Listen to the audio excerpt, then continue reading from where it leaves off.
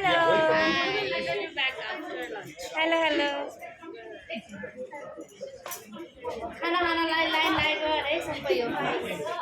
People who are in the interiors. And indigenous people in Sabah make up about 68% of the population. Yeah, and I'm very happy to be here today. And this is the first international platform that I'm attending. Thank you. I pass to my daughter Grace, who is my guide. Hello, I'm Grace. I also come from Sabah, Madusun, and this is my first international event and that has something to do with indigenous and disability. I'm very active with the disabled people, and most of us in Sabah are indigenous. So I'm very happy to. And if we talk about the indigenous women with disabilities in Pakistan and girls with disabilities, so first of all, I want to share that even in Pakistan, we don't use indigenous women with disabilities and girls with disabilities term. People are not aware of that, and um, like we have tribal women who are living in tribal areas where our constitution is not applied.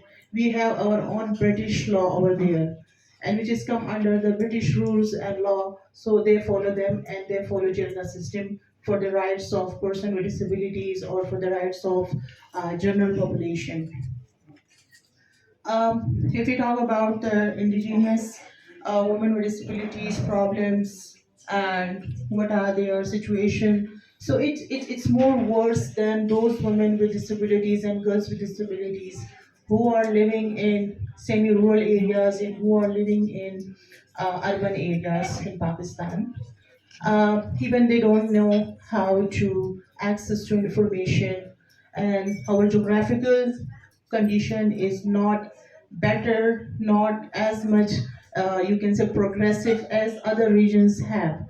Like we are also the short of education. We don't have an inclusive policy, education policy for the women, indigenous women with disabilities, and even inclusive health policies and rest of the all policies still there are gaps. So According to 2011 census, it must be increased or decreased. We don't know. So um next present next. We can approach to others, the world. We can approach to UN agency, or we can approach to others people also. In that way, even though we cannot do only in our country, but collectively, as now we are in 9 countries, we can raise our voice because of in order to bring our voice, we are here. In the process of doing passport, we face a lot of problems. We indigenous people are not allowed to do passport in Yangon. Because of that, we have to go to Haka, which is very hills area, a lot of war. Where we even go in the train, also there are gun shooting, and she also fall down under the bus, and those situations. We pass through those situations because we want to raise our voice here. Thank you. Yes, thank you very much, Josha, for that. When we talked about indigenous people in our state, uh,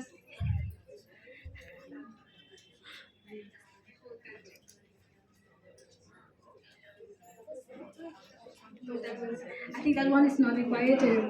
Next slide, please. Even that one is not.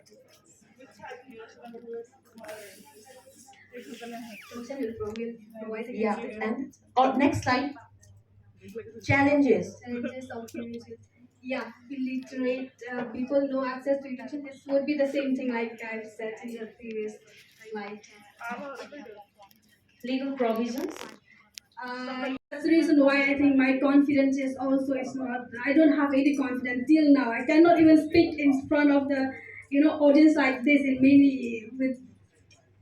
This is the first time that I really speak. Actually, I'm not even able to speak. Thank you so much. So that's how we left out. So yeah, when talk. Okay. Sister, sister, I'm just going to interrupt you. Sorry for that. We would just like to hear from your country context about the situation of what you feel as indigenous women or indigenous persons with disability. So what is their general condition? And if you can relate those general conditions to specific, some examples, like not able to access educations or discriminations, being in women or being in indigenous or not counted as, we heard from Pakistan that indigenous peoples are not counted, they are not respected as, and they are not recognized by the state. So if we could hear those kind of informations, that would be great. Yeah. Additionally, I would like to inform that we have been informed that Rina will be explaining the community things what she had expressed. The playing land can be solved by this. Thank you. I mean, the exact numerical portion. Thank you. And we also have natives of Sarawak. Next slide, please. Okay, this is the one. Now we can go on to the next slide.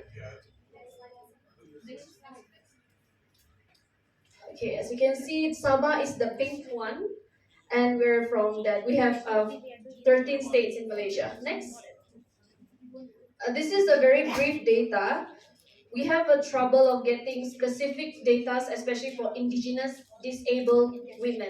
So quickly go on to the next one.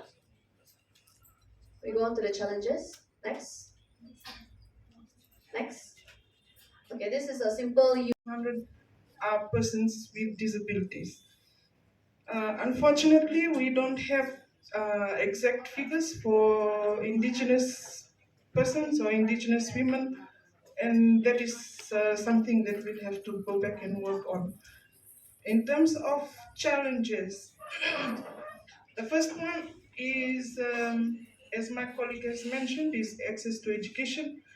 Like I had said previously, that most of our indigenous women and indigenous people live in the outer islands and in rural, remote areas. Most of these areas don't have adequate roads or transport modes. Most of them are in the highlands, which is only can be accessed by bamboo rafts, and these rafts cannot be accessed by those on wheel who have physical impairments. So, taking this into account, the schools are not accessible. Walang honor ko nariagap na ngay panuna Chomika the Trong Protect Cambodia.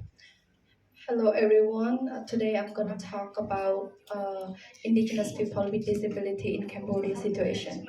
Đang cứ ngay pa to bon lan bol ngồi đấy cứ phunong hen đại put chit ma pham mơn pa re hang pham chit ma moi hai vậy.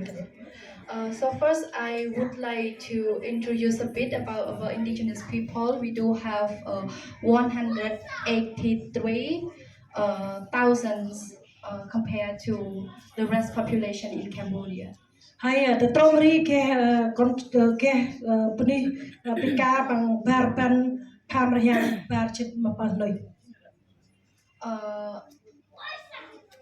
There are 2,827 of indigenous people with disability in Cambodia. Thoughts on the Indonesia. situation of indigenous women and girls with disabilities, and her translator will translate her thoughts.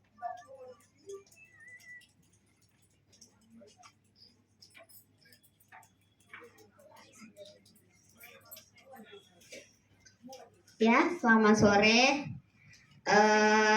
Pengantar dari saya,